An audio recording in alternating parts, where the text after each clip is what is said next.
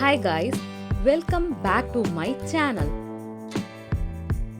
நம்ம சேனல்ல ஹெல்த்தியான ஒரு ஸ்வீட் தான் பண்ண போறோம், பீட்ரூட் அல்வா. வாங்க பண்ணலாம். பீட்ரூட்டை நல்லா தோல் சீவி எடுத்துக்கோங்க. துருவல் வச்சு நல்லா துருவி எடுத்துக்கோங்க. இப்போ ஒரு பேன் எடுத்து தேவையான அளவு நெய் ஆட் பண்ணிக்கோங்க.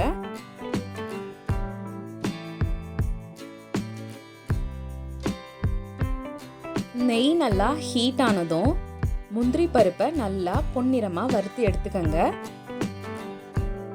பீட்ரூட் உடம்புக்கு ரொம்ப ரொம்ப நல்லதுங்க. ரத்த சோகை இருக்கிறவங்க பீட்ரூட் சாப்பிடலாம். உமன்ஸ் முக்கியமாக பீட்ரூட் நிறைய எடுத்துக்கோங்க.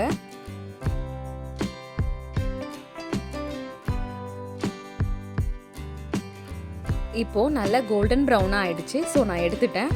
அதே நெய்யில் துருவி வச்சிருக்க பீட்ரூட்டை போட்டு நல்லா வதக்குங்க.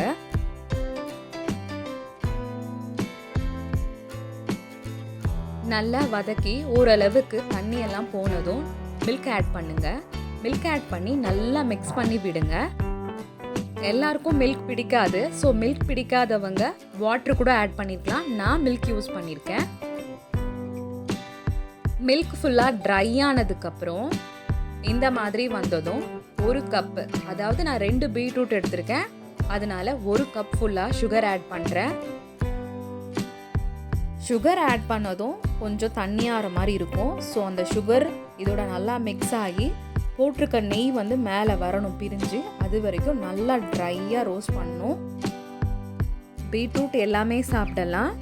உமன்ஸ் கண்டிப்பாக சாப்பிடுங்க. இர்ரெகுலர் பீரியட்ஸ் கூட ரெகுலராக ஆகும். ஹெச்பி கம்மியாக இருக்கவங்க எல்லாரும் கண்டிப்பாக சாப்பிடலாம். ப்ரெக்னென்ட் லேடிஸ்க்கு நிறைய க்ராவிங்ஸ் இருக்கும். ஸோ இந்த மாதிரி டைமில் பீட்ரூட் கொஞ்சம் ஹெல்த்தியாகவும் இருக்கும். அந்த மாதிரி ஹல்வாவாக கூட செஞ்சு சாப்பிடலாம். அவ்வளோதாங்க, நம்ம பீட்ரூட் அல்வா ரெடி ஆயிடுச்சு. இப்போது இது மேலே வறுத்து வச்சுருந்த முந்திரியை தூவி ஸ்டவ் ஆஃப் பண்ணி எடுக்க வேண்டியதாங்க. சூப்பரான அண்ட் ஹெல்த்தியான பீட்ரூட் அல்வா ரெடிங்க. டேஸ்ட் பண்ணிவிட்டு எப்படி இருக்குன்னு சொல்லுங்கள். மறக்காமல் லைக் பண்ணுங்கள், ஷேர் பண்ணுங்கள், சப்ஸ்கிரைப் பண்ணுங்கள். தேங்க்யூ ஃபார் வாட்சிங்.